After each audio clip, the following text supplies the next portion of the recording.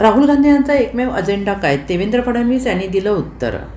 काँग्रेस नेते राहुल गांधी यांनी नवे शिक्षण मंत्री प्रल्हाद जोशी यांच्यावर टीका केली. राहुल गांधी यांच्या या टीकेचा मुख्यमंत्री देवेंद्र फडणवीस यांनी चांगलाच समाचार घेतला आहे.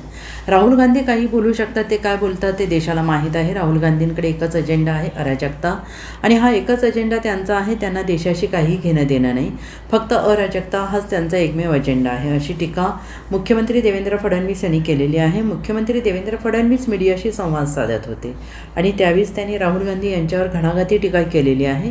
विद्यार्थ्यांवर प्लॅनेट गन चालवण्याचे आदेश केंद्रीय गृहमंत्रालयाचे होते, असा आरोप राहुल गांधी यांनी संसदेत केलेला आहे.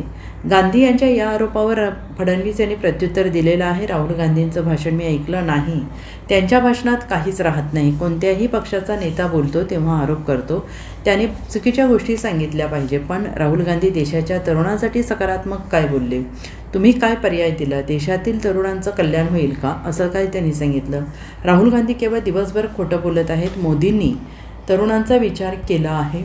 बिल पास झाल्यानंतर परीक्षा अधिकच सुरक्षित आणि चांगल्या पद्धतीने होईल, असं मुख्यमंत्री देवेंद्र फडणवीस यांनी म्हटलेलं आहे. मला असं वाटतं की मुझे ऐसा लगता है, मैंने तो राहुल गांधी का भाषण सुना नहीं, क्योंकि मेरे पास इतना समय नहीं है कि मैं उनका भाषण सुनूं, क्योंकि उनके भाषण में रहता तो होता तो कुछ नहीं है. कोई भी विपक्ष का नेता जब बोलता है आरोप जरूर करे, कोई गलत बात हो तो उसके ऊपर ज़रूर बोले, टिप्पणियां भी करे, लेकिन आपने देश के युवाओं के लिए सकारात्मक क्या बोला है? आपने कौन सा सॉल्यूशन दिया है? आपने ऐसी कौन सी बात बताई कि जिसके कारण देश के युवाओं का कल्याण होने वाला है?